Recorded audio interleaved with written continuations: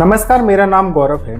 केंद्रीय मंत्री नितिन गडकरी की बातें सुनकर ऐसा लगता है कि वह जिस राजनीति का पालन कर रहे हैं वह उनकी पार्टी और खासकर नेतृत्व कर रहे लोगों के विचारों से बिल्कुल अलग है।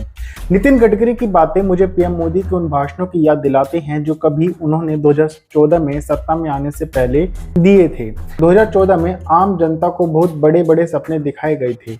आम जनता को यह विश्वास दिलाया गया कि जिस महंगाई, रोजगार, साफ पानी, अच्छा भोजन, बेहतर शिक्षा, स्वास्थ्य और गरीबी को दूर करना कोई बड़ी बात नहीं है।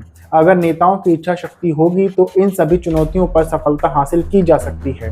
पीएम मोदी इन्हीं भाषणों की वजह से प्रधानमंत्री बन गए। यह चीज तो दूर नहीं हुई, लेकिन इन्हें दूर करने का दावा थोड़ा कैजुअल है, जैसे गरीब लोग अब इस देश में नहीं रहे, क्योंकि पीएम मोदी की कृपा से देश के 80 करोड़ लोगों को मुफ्त राशन दिया जा रहा है। महंगाई बिल्कुल भी नहीं है, क्योंकि सरकारी आंकड़े पता नहीं कौन सा हिसाब लगाते हैं।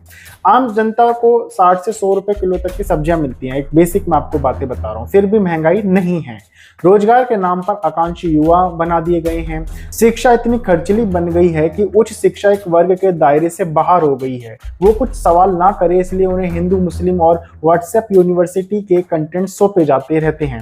एक व्यक्ति अगर बीमार पड़ जाए तो दवाइयों का बिल आपको मार डालता है, और अगर बीमार व्यक्ति कमाने वाला एकमात्र हो तो पूरे घर की अर्थव्यवस्था ढह जाती है। और भ्रष्टाचार तो जड़ से खत्म हो गया है, सिवाय विपक्ष के। इसलिए सारी की सारी जांच एजेंसियां विपक्ष के पीछे लगा दी गई हैं। आजकल नितिन गडकरी राजनीति, धर्म और आदर्शवाद पर ज्यादा फोकस करने लगे हैं। गडकरी की बातें सुनकर ऐसा लगता है कि जिस पार्टी से वे हैं और गडकरी जिस आदर्शवादी राजनीति का सपना दिखा रहे हैं, उनमें कथनी और करनी का बहुत बड़ा अंतर है। इस वीडियो में बात करेंगे नितिन गडकरी के बारे में।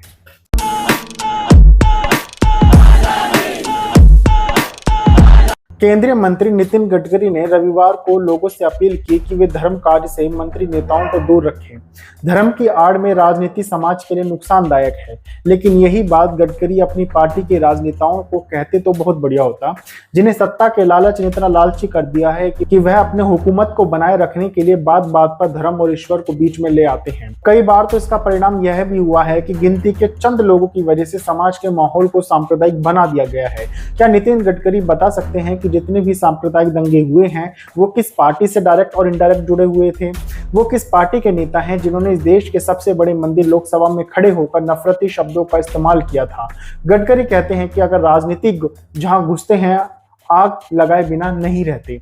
अगर सत्ता के हाथ में धर्म को देंगे तो हानि ही होगी।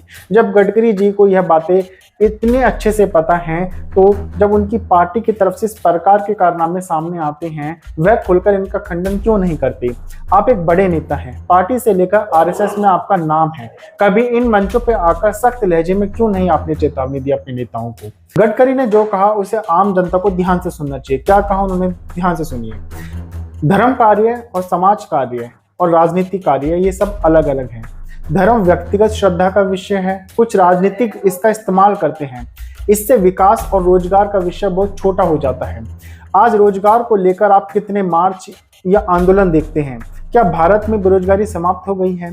तेंदुलकर समिति की रिपोर्ट की माने तो शहर में रह रहा परिवार महीने में 1000 रुपए कमाए और ग्रामीण परिवार में 816 रुपए कमाए तो वह गरीब नहीं है। एक गरीब का इससे ज्यादा मजाक उड़ाना कुछ और हो ही नहीं सकता। गडकरी कहते हैं कि वह जिस क्षेत्र से आते हैं उसमें मन से सच बोलने की मनाही है। फिर गडकरी जी आप ही बताओ कि नेताओं की बातों पर विश्वास कैसे होगा? क्या यह उस जनता के साथ विश्वासघात नहीं है जिन्हें बेहतर व्यवस्था के सपने दिखाकर नेता लोग आजीवन अपनी इच्छाओं की पूर्ति करने में लग जाते हैं? केंद्रीय मंत्री ने कहा कि राजनीति में हो से, नव से, गव से यानी शौक से, नए उत्साह से और आनंद पूर्वक काम करने वाले लोग हैं, लेकिन जो सबसे ज्यादा मूर्ख बना सकता है वह सबसे अच्छा नेता होता है। बात तो सही है, ये देख भी रहे हैं हम प्रैक्टिकली। एक तरफ गडकरी कहते हैं कि दुनिया की सभी समस्याओं का उपाय साइंस, टेक्नोलॉजी और नॉलेज है। अगर हम नॉलेज और पावर का इस्तेमाल करेंगे तो दुनिया के सामने झुकना नहीं पड़ेगा। लेकिन आपकी सरकार में कई ऐसे मंत्री हैं जो बार बार बिना किसी वजह के माइथोलॉजी को बीच में लाकर आज की साइंस को बोना साबित कर रहे हैं। वो बात अलग है कि आपकी पार्टी के जो नेता ऐसी बातें करते हैं, माइथोलॉजी को बीच में लाते हैं, उनके बच्चे विदेशों में बेहतर शिक्षा प्राप्त कर रहे हैं और ऐश फरमा रहे हैं और यहाँ के लोगों को माइथोलॉजी के चक्रव्यूह में फंसा दिया गया है। एक तरफ गडकरी कहते हैं कि समाज में कुछ ऐसे लोग भी होने चाहिए जो सरकार के खिलाफ केस दाखिल कर सकें, सवाल पूछ सकें। अगर सिस्टम में अनुशासन चाहिए तो सरकार के खिलाफ अदालत का सहारा लेना जरूरी है, लेकिन यही आपकी सरकार सवाल पूछने वालों का क्या हाल करती है वो किसी से छुपा हुआ नहीं है। जो भी आपके सिस्टम की पोल खोल कर रखता है उसे गंभीर धाराओं के मामले में जेल के अंदर बंद कर दिया जाता है, उसके मुंह पर ताला लगा दिया जाता है। उदाहरण के लिए एक पत्रकार हैं जालम सिंह, उन पर 11 एफआईआर दर्ज की गई। उनका कसूर यह था कि उन्होंने एक भाजपा मंत्री और एक महिला के वायरल वीडियो पर एक रिपोर्ट प्रकाशित की थी। जो पत्रकार सरकार से सवाल पूछते थे उन्हें टीवी से ही गायब कर दिया गया है। अब आप ही बताइए, आपको यह बात अपनी पार्टी के भीतर नहीं करनी चाहिए ताकि लोगों के मुद्दों पर बात हो सके? देश में जाति धर्म का जहर किस कदर फैला हुआ है यह किसी से छुपा हुआ नहीं है, और यह भी किसी से छुपा हुआ नहीं है कि इसी धर्म और जाति को बनाए रखने में राजनेताओं का कितना बड़ा हाथ है, क्योंकि इसकी वजह से ही राजनेताओं की ऐश होती है। इस वीडियो में फिलहाल इतना ही। मैं मिलूंगा आपसे अगली वीडियो में फिर किसी मुद्दे के साथ। तब तक के लिए नमस्कार।